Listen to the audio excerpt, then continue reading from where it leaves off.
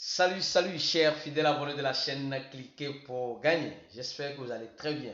Alors, dans cette vidéo, nous n'allons pas faire une comparaison, mais nous allons essayer de parler des deux meme coins qui sont en train de faire fureur en ce moment.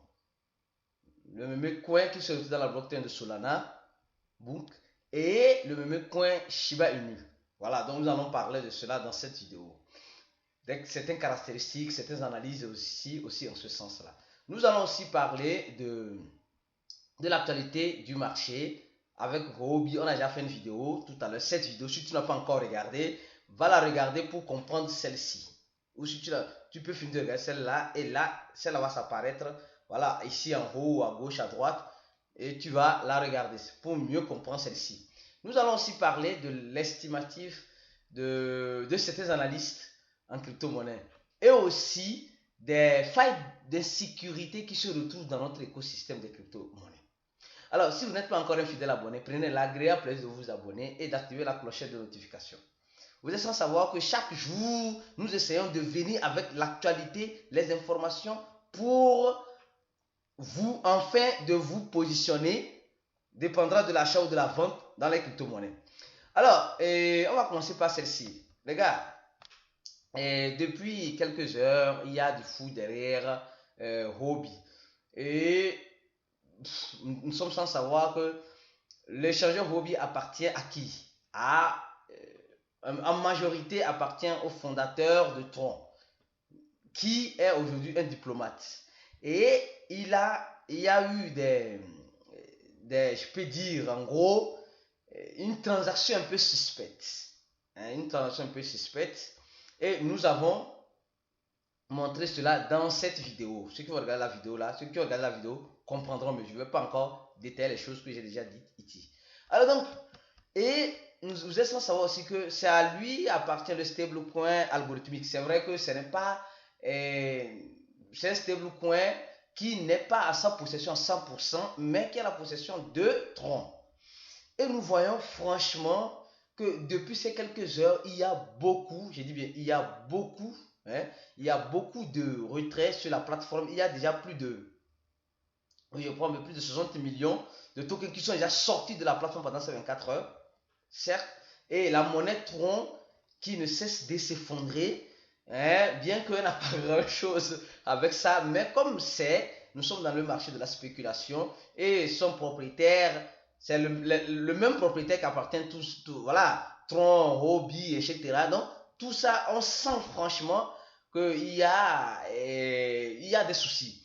Et l'équipe, moi je pense que bon, l'échangeur est en crise, certes, mais peut-être c'est les fonctionnaires qui ont laissé le navire, qui sont en train de saboter le navire, je suppose. Ou bien peut-être le navire est déjà saboté depuis longtemps. En tout cas, de toute façon, restez connectés sur ces chaînes pour être informés de temps en temps de l'évolution de ces situations. Alors, ça c'est la première information. Deuxième information, c'est celle-ci. Les gars, on fait l'estimation en disant 91% des crypto-monnaies qui existaient en 2014 sont déjà mortes ou vont mourir, selon certaines analyses, selon ce que dit ce rapport. Mais ce que vous devez comprendre, c'est que quand j'ai lu cet article, une idée m'est venue, c'est pourquoi je vais vous présenter cela. Je me rappelle, là, en 2014, on avait plusieurs projets qui faisaient fureur. Les projets qui utilisent l'anonymat, comme Monero, Zcash, etc. Clock, tous ces projets aujourd'hui sont en train de mourir, ou mais si elles ne sont pas encore mortes, elles sont en train de lutter contre la mort. Oui. Parce que en 2014, l'écosystème n'était pas si développé que ça. De nos jours, elle est en train d'être plus développée, plus perfectionnée. Et dans cette perfection, on voit d'abord les régulateurs qui sont en train de mettre les bâtons dans les roues. Dans cette avancée, on voit aussi des projets qui n'arrivent plus à s'adapter. Et selon ce rapport, on nous fait savoir je crois bien, il y a plus de 200, oui, voilà, il y a plus de 200, oui, voilà, 237 crypto-monnaies qui sont des arnaques, d'autres, voilà, qui sont venus juste pour une plateforme d'investissement ou d'autres. Voilà, tout le monde a trouvé sa part du gâteau. Mais certains projets consolidés n'ont pas pu tenir parce qu'elles ne se sont pas actualisées ou parce qu'elles sont en train de recevoir des sanctions. Surtout quand il n'y a pas des sanctions, il n'y a pas des projets qui utilisent l'anonymat. Parce que les gouvernements sont en train de ne pas vouloir laisser les échangeurs lister ces crypto-monnaies. Ou si ces crypto-monnaies ont déjà listé sur certains échangeurs, les gouvernements demandent de façon directe, je crois que c'est en 2019 ou en 2019, de délister ces crypto-monnaies. Il y a certains même qui étaient obligés, qui avaient le protocole de l'anonymat, qui étaient obligés de changer un peu leur protocole en devenant semi-anonymat, comme le projet Dash. Nous tous nous connaissons ce projet. Donc, c'était le projet de top. Voilà, l'un des projets aussi Dash, qui était vraiment au sommet, qui a permis de commencer les masternodes. Je peux dire c'est le projet qui a ouvert la porte aux masternodes. Mais aujourd'hui, franchement, elle n'arrive pas à s'adapter dans l'écosystème comme cela se doit. Mais de toute façon, on espère que ça va revenir. Alors, et bien que ce marché de la crypto-monnaie est en train d'avancer, d'évoluer, on passe sur l'article sur cette information. On nous dit aussi qu'il y a des failles de sécurité, les failles d'insécurité. Donc, il y a des failles dans la sécurité des projets DeFi. Nous avons vu depuis 2020-2021, les projets DeFi, la finance décentralisée a commencé par faire fureur. Et bien que ça fait fureur, nous avons remarqué qu'en 2022, il y a eu, selon cet article, il y a eu 47,4% de pertes viennent des failles de sécurité avec les projets DeFi. Et il y a eu déjà plus de 3 milliards, si on arrondit 3 milliards 600 millions, voilà, en arrondissant à 4 milliards de pertes. De pertes. C'est beaucoup, hein. Donc, c'est ce que quand j'ai vu ça, je me suis dit non. Au lieu qu'on soit là à vouloir mettre les bâtons dans les roues des acteurs dans ce domaine, dans cet écosystème, il faut que ces acteurs-là se réunissent pour essayer de corriger ces genres de failles qui peuvent arriver dans plusieurs blockchains qui utilisent les DeFi. Donc là, je crois bien que c'est triste, c'est vraiment triste pour notre écosystème en ce moment. Mais si les acteurs de cet écosystème se réunissent, je pense que il y a certaines failles qui ne pourront plus arriver dans certains blockchains. Oui. De toute façon, on doit arrêter de se faire la guerre et s'asseoir afin de corriger les défauts qui se retrouvent. Parce qu'il y a d'innombrables défauts qui se retrouvent dans cet écosystème. Oui. Franchement, je ne sais pas si on peut les compter. Donc, au lieu de... On doit construire. On doit s'asseoir et construire. Et enlever les mauvaises herbes. Oui, les mauvaises herbes à côté, les mettre à côté et enfin de pouvoir construire cet écosystème. Maintenant, nous allons parler de... D'abord, on va parler de Shiba Inu, les gars. Et le projet Shiba Inu, comme vous le voyez, c'est un meme coin, les gars. Il y a les gens qui confondent les meme coins et les shitcoins. Et certains qui faisaient cette confusion ont commencé par comprendre grâce à cette chaîne YouTube ou grâce aux informations que nous donnons ici.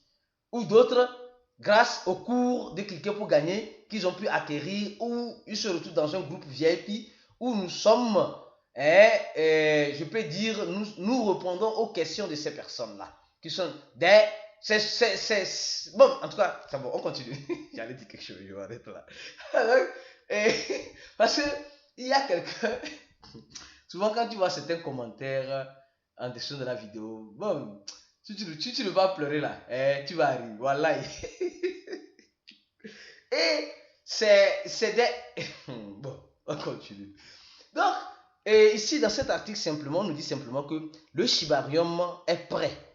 C'est-à-dire que le code source de Shibarium est déjà public. Et cela montre clairement combien de fois l'équipe de Shiba est en train de vouloir donner un plus. Mais la question souvent que je me pose, c'est vrai, quand le Shibarium serait lancé, qu'en serait-il du Shiba dans la blockchain Ethereum? Je suis sûr qu'il ne va pas laisser la blockchain Ethereum. Et comme maintenant ils sont grands, ils vont aller dans leur blockchain. Non, ils vont utiliser comme d'autres projets le font. Ils ont leur propre crypto-monnaie. C'est-à-dire que ça va devenir un coin et le token aussi existera. Je pense que ça serait aussi très bien pour... voilà. Et la blockchain de Ethereum. Et là, on est en train de voir déjà ici certaines informations concernant le testnet de Shibarium qui serait bientôt public. Ce n'est pas encore public, mais je suis sûr que c'est les conditions du marché qui font qu'ils sont en train peut-être de mettre un peu les pieds sur les pédales, de ne pas lancer ça rapidement. Peut-être ils attendent le bon moment. Qui sait, ni dans la boule de cristal. Mais tout ce qu'on sait, c'est que le code source de GitHub est déjà presque public de Shibarium est déjà presque, certaines informations sont déjà publiques, mais le test n'est pas encore prêt. Donc, voilà, donc on espère que tout va rentrer dans l'ordre et que quand la sortie du testnet finira, le mainnet sera en ligne, il n'y aura pas de difficultés. Parce que, soyez sûrs qu'il pourrait toutefois avoir des difficultés. Certes. Nous sommes dans un écosystème qui est très jeune et beaucoup de choses doivent être corrigées comme nous venons de le dire tout à l'heure. Alors venons-en maintenant sur le deuxième meme coin qui est en train de faire fureur, qui a été lancé récemment jusque dans la blockchain de Solana. Nous tous, nous savons que Solana est en pleine difficulté. Oui, je peux dire Solana est en pleine difficulté. Et dans cette difficulté-là, elle essaie d'innover, elle essaie d'apporter un plus. Et vous vous rappelez, le projet a fait combien? A fait plus de 4000% récemment. Et il y a certaines personnes, c'est en ce moment, qui couraient pour aller acheter. Ou certains qui avaient déjà ce token-là et ils étaient là en train d'observer. Vous savez, en crypto-monnaie, il y a deux choses. Soit, il y a des moments où il faut observer et il y a des moments où il faut passer à l'action. Il faut être vous devez être des acteurs. Alors, il y a certaines personnes, quand ils achètent, ils sont toujours observateurs jusqu'à ce que la mort vienne prendre le projet ou bien la mort vient frapper à leur porte eux-mêmes. Non, ne soyez pas de ces gens d'investisseurs. Ne soyez pas ces investisseurs. Du moins, ceux qui ont acheté le coup de cliquer pour gagner, ils sont déjà informés que on a déjà la stratégie qu'on applique sur la règle de 3. Sûrement, toi qui n'es pas ici, toi qui n'es pas encore, tu n'as pas encore pris le coup, malheureusement, tu n'auras pas cette information-là. Parce que cette information, comme on dit souvent, le gratuit est limité. Mais le vrai investisseur le reconnaît en investissant. En investissant où et comment? En investissant pour se former. Alors donc, on nous dit simplement que quand il y a certains qui étaient observateurs, le projet a fait 4000%, ils ont observé. Dans le groupe VIP, il y a des gens qui ont mangé vivant dans cette affaire. Et le projet a fait aujourd'hui, en ce moment où je vous parle, elle a fait moins 33%. Mais dans cet article, on nous dit clairement que ils vont faire il y a eu un burn, où il y aura un burn de 5% du total supply de ce token serait burné. Il y aura du burn. Voilà donc, mais le total supply de ce token par rapport à Shiba Inu, franchement, je pense que ça là, c'est vraiment, c'est exorbitant. Mais de toute façon, c'est le mec coin. On va faire comment? On fait avec. Alors donc, pour dire simplement que les gars, ceux qui se retrouvent en crypto-monnaie, surtout dans les mêmes coins, il y a des moments où vous devez passer à l'action. Il y a des moments aussi où vous devez observer. C'est très important. Sachez quand observer, sachez quand passer à l'action. Si vous voulez apprendre tout cela, savoir quand est-ce qu'il faut passer à l'action ou savoir quand est-ce qu'il faut observer, venez nous rejoindre dans le groupe VIP avec nos stratégies, avec nos conseils, avec tout le nécessaire. Nous vous aiderons à savoir vous positionner dans n'importe quel moment. Comme on est toujours en crypto-monnaie, préparez-vous à n'importe quelle éventualité. Ne cherchez pas à comprendre. Non, ça là. Et bon, on a dit, et je crois, et je souhaite, Non. Il y a des moyens, il faut passer à l'action. Il y a des moyens aussi, il faut observer. C'est très important. Alors, je m'arrête là sur cette vidéo. Donnez-moi la vidéo.